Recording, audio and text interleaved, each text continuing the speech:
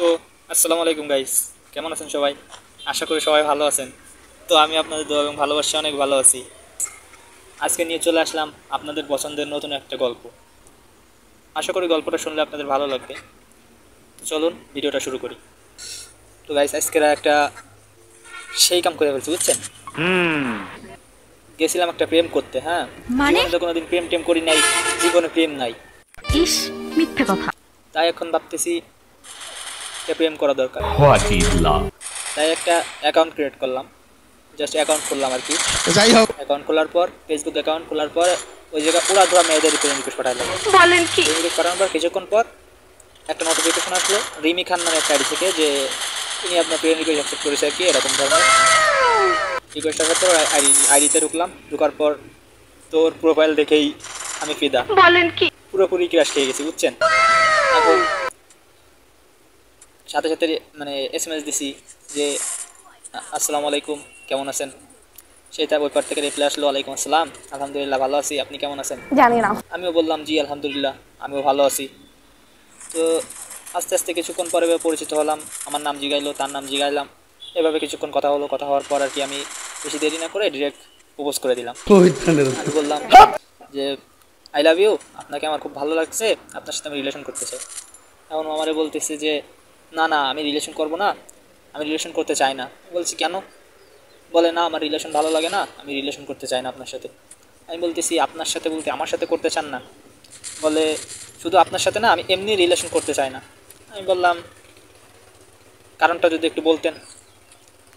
বললে এমনি ভালো লাগে না তাই করতে চাই না। এখন আপনি যেহেতু জোর করতে চান, আপনার সাথে করতেই পারি। আমি আর কি কথা না বাড়ায় সে রাজি হয়ে গেছে, বোঝেন নাই কি খুশি আমি। আমিও খুশিতে খুশিতে আর কি প্রেম করতেছি।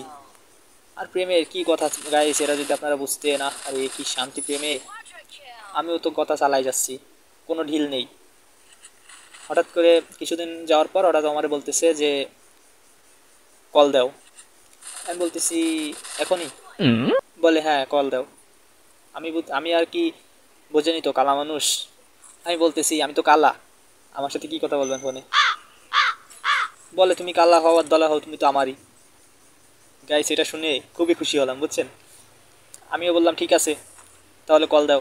আমিও আর কি এটা বলার সাথে সাথে আমার ঘরে যেখানে যা ছিল, ফেস ওয়াশ পাউডার যেখানে যা ছিল আর কি, সবগুলো মাখলাম মুখে। মুখে মাইখা মুখ তো পুরো মনে করেন যে একদম সাদা করে ফেলছি। হ্যাঁ, এটা কোনো কথা ইয়ার? সে যে আমারে দেখলে ক্রাশ খাবে, এটা তো আমি 100% শিওর, বুঝছেন? কারণ আমি যে সুন্দর হয়েছি, কারণ আর আমি লাইটের সলোকে বসা, শুধুমাত্র একটু মুখটা দেখা যাবে এতটুকু আর কি সামনে দিয়া বসছি। এখন কিছুক্ষণ পর আবার আবার আসলো যে কিরে কল দাও না কেন? আমি বললাম তুমি দাও। তো ঠিক আছে, ও বললো ঠিক আছে দিচ্ছি কল। আমি বললাম আচ্ছা ঠিক আছে দাও। কিছুক্ষণ পর আর কি কল আসলো। কল আসার পর আমি কলটা রিসিভ করব মনে করেন যে এক্সাইটেড ছিলাম খুব, কারণ আগে পরে রিলেশন করি নাই তো, তাই আর কি খুব এক্সাইটেড ছিলাম। এখন কলটা রিসিভ করলাম। রিসিভ করে আমি 5টি ক্যামেরার সামনে আসিনি, বুঝছেন? আমি ক্যামেরাটা হাত দিয়ে চেপে ধরে রাখছি। এখন ওইবার থেকে কণ্ঠ আসতেছে, এই কে রে, তুই মোবাইলের ক্যামেরা হাত দিয়ে রাখছিস কেন? তো গাইস, এটা শোনার পর আমার মনে হলো যে কি রে, কি কথা বলে। আপনারা তো বুঝতেই পারতেছেন তৃতীয় লিঙ্গের মানুষটা এইভাবেই কথা বলে। তা আমি আর কি বুঝেও না বুঝার ভান করে আর কি আবার আবার বললাম। আমিও বললাম যে জি বলেন। বলেন বললে আমার বলতেছে এই দুষ্টি কথা বলিস না কেন? এটা শুনে গাইস আমি তো পুরাই অজ্ঞান, বুঝছেন? আমার আর কি মাথায় কোনো কাজ করে না। যেটা আমি ওরা ভালোভাবে বলতেছি যে আমি তো ভালোই ভালোই রিলেশন করছি, যে কি একটা মেয়ের সাথে রিলেশন করছি, হঠাৎ যে এটা হবে এটা তো কখনো কল্পনা করি নাই, বুঝছেন? এখন আমি আর কি বেশি কথা বাড়াচ্ছি না, আমি আর কি কথা বলতে পারতেছি না এটা শোনার পর। এখন আমি ওরা জিজ্ঞাইতেছি যে আপনি কি মেয়ে নাকি ছেলে? বলে আমি মেয়েও না, আমি ছেলেও না।